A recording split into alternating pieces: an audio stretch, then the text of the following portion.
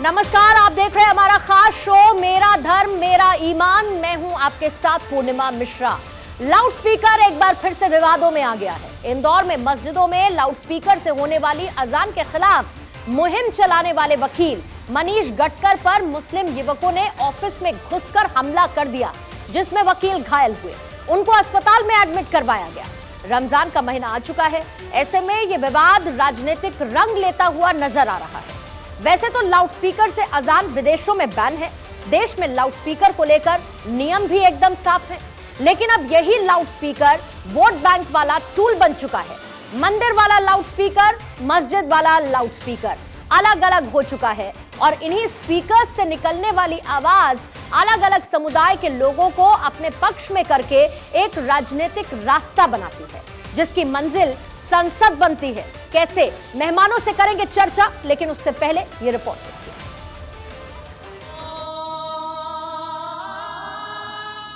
Loud speaker का शोर, अब हो रही सियासत घनघोर। लाउड स्पीकर से अजान का विरोध करोगे तो जान से जाओगे। रमजान के महीने से पहले लाउड स्पीकर से अजान पर विवाद जोरदार हो रहा है। रमजान के साथ शक्ति का पर्व नवरात्र साथ साथ आए हैं, लेकिन शांति और अमन वाले इन त्योहारों में लाउड स्पीकर वाले विवाद का शोर अशांति और बेचैनी फैला रहा है। ताजा उदाहरण इंदौर का है। इंदौर में लाउड स्पीकर से अजान के खिलाफ मुहिम चलाने वाले एडवोकेट मनीष गटकर पर जानलेवा हमला हुआ।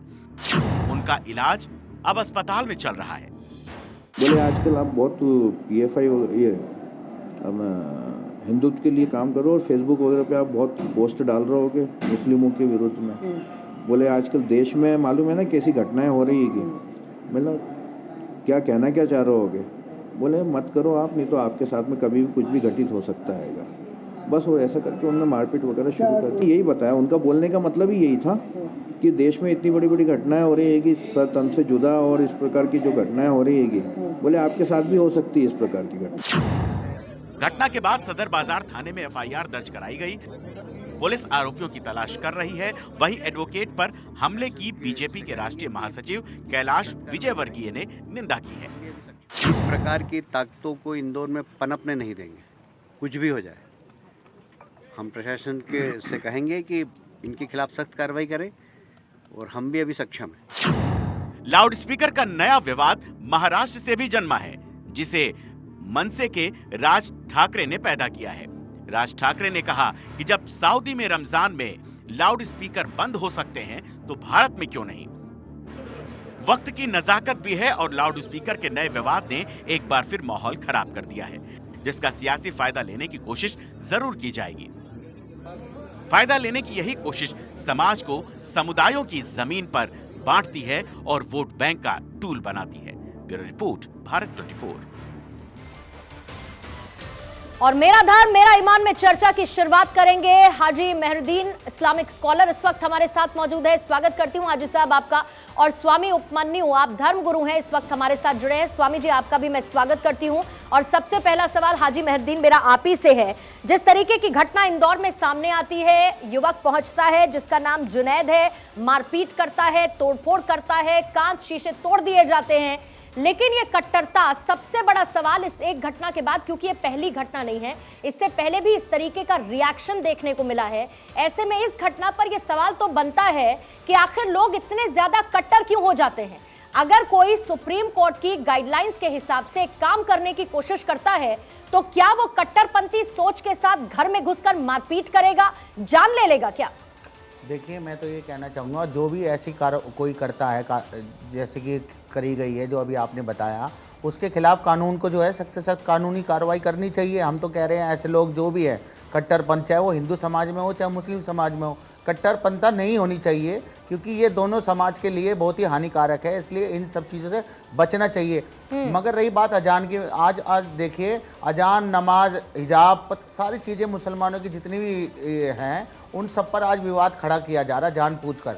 2014 के बाद जानबूझकर, बिल्कुल जानबूझकर जी। मतलब ये जो जुनैद नाम का शख्स है, इसको किसी ने कहा कि तुम उस वकील के घर में जाओ, उसको मारो, और ये जानबूझकर किया गया, यानी कि उसको इंस्टिगेट कर दिया गया तुम ऐसा करो। अब मैं आपसे ये पूछती हूँ, ये किसने किया?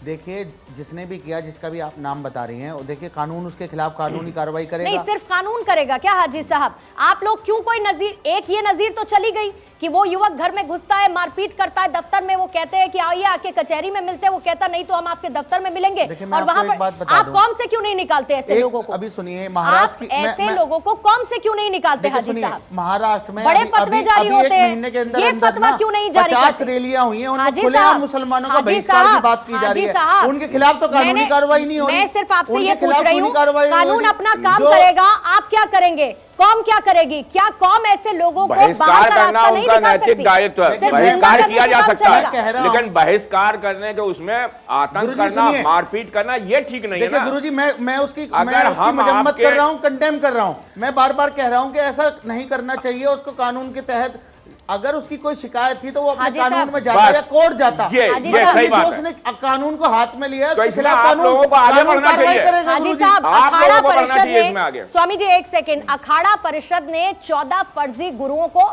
बाहर कर दिया। मैं कहती हूं कि हाजी मेहरदीन क्या करेंगे ऐसे लोगों को जो इस तरीके की नजीर पेश करते हैं, पूरे कौम का नाम बदनाम करते हैं, उस सोच पर जिसमें देश एक साथ अखंड नजर आता है, उस सोच पर प्रहार करते हैं। हाजी मेहरदीन ऐसे लोगों को कौम से बाहर करने के लिए आवाज क्यों नहीं उठाते? देखिए, मैं आवाज यहां से मैं कह रहा हूं, ये काम जो है हमारे मुफ्तियों का काम है, और जो हमारे आलिम होते हैं उनका करना चाहिए ना, उनको करना चाहिए। देखिए, उनको करना चाहिए, मगर हम कह रहे हैं कि ऐसे लोगों को जो देश में बंटवारे की बात करते हैं, देश में नफरत की बात करते हैं, ऐसे लोगों की जगह नहीं होनी चाहिए। मैं बार बार कह रहा हूं, आपके मन से कह रहा हूं। आप मुफ्तियों को बोलिए यहीं से, इसी मन से, कि इस जुनैद नाम के आदमी को कौम से बाहर निकाला जाए। मैं कह रहा हूं, मैं डिमांड कर रहा हूं कि मैं मुफ्ती साहब से कहना चाहूंगा, जो वहां के मुफ्ती साहब हैं, कि वो इस पर जरूर, इस पर संज्ञान लें, और इसके खिलाफ कुछ जो भी कुछ हो सकता हो कानून के, अपने इस्लाम के तहत, वो कार्रवाई करें उसके खिलाफ। तो अभी तक क्यों, ऐसा आदमी, अभी तक क्यों मुफ्ती जितने भी है वो इस पर आंख बंद करके बैठे? और आपने भी कह दिया कि मुस्लिमों के खिलाफ एक तरीके का माहौल बनाया जा रहा है, ऐसी घटनाएं बढ़ चढ़कर पेश होने लगी हैं। ये अचानक से तो नहीं होने लगा, कट्टरता तो न जाने कब से चलती आ रही है। मिश्रा जी, ऐसी बात है, एक बात है कि बहुत सारी चीजें हो रही है, हिंदू राष्ट्र के लेके नाम पे भी बहुत सारी चीजें हो रही है। घर में घुसकर मार तो नहीं रहे ना हाजी साहब किसी को? घर में घुसकर उसको जान से मारने की कोशिश तो नहीं कर रहे ना? मारा जा रहा किसी को क्या? आप ये बताइए, नाम कार्रवाई हो रही है, मुसलमानों को नहीं मारा जा रहा, बिल्कुल कार्रवाई हो रही है, सब चीजें भी हो रही है, हर जगह कार्रवाई हो रही है उसमें।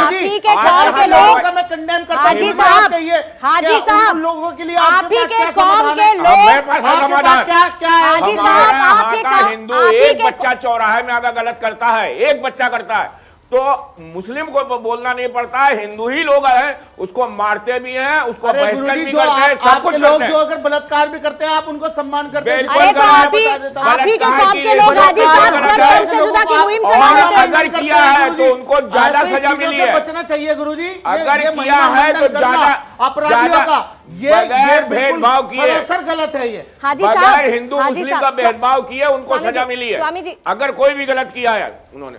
मैं ये कह रही हूँ कि बुरहान वानी के जनाजे में कितने लोग शामिल हुए थे? तस्वीरें देखी थी आपने? जी देखी थी। देखी थी आपने? किसने आके कह दिया कि यहाँ पर भीड़ नहीं जुटनी चाहिए, इस तरीके का सपोर्ट नहीं दिखाना चाहिए बुरहान वानी को लेकर? उसको तो आपने कह दिया मासूम था, भटक गया था। देखिए सुनिए मेरी बात, वो हमारे जो संविधान के अनुसार उसे सजा मिली, जो भी हुआ उसे एनकाउंटर हो गया। लेकिन कौम लोग क्या? वहां पर गए, हाजी साहब, जो जनाजे में गए, हम लोग तो नहीं गए ना। आपकी कौम को कुछ गलत दिखता है तो फतवा जारी करते हैं ना, फतवा जारी करते हैं ना आप। फतवा जारी नहीं करते आप लोग, क्यों नहीं करते ये बताइए? तो उनको भी गलत है, जो क्योंकि आपको सूट से जुदा की बात कर रहे हैं, गला काटने की बात करते हैं, राजू मोहनदास जी करते हैं, बहुत सारे साधु संत करते हैं, उनके खिलाफ तो आप नहीं कह रही, आप ही ने कही है उनके खिलाफ कहां से निकलकर सामने आती है? उनके खिलाफ क्यों नहीं कार्रवाई करते? अरे सुनिए, कानून के तहत तो कार्रवाई हो रही है, आप बताइए आपके द्वारा क्या कार्रवाई? सर तन से जुदा मामले में क्या कार्रवाई हाजी साहब नहीं हुई? सर तन से जुदा में क्या कार्रवाई नहीं हुई? लेकिन मैं कहती हूँ कि ये सोच किसने फैलाई, ये सोच कहां से निकलकर सामने आई? और ये सोच एक आदमी की नहीं है, ये सोच एक उस ऐसी भीड़ की है जो पूरे धर्म को बदनाम करने का ठीकरा लिए फिरते हैं। भाईचारा तभी हो सकता है। मैं आपको बताऊं,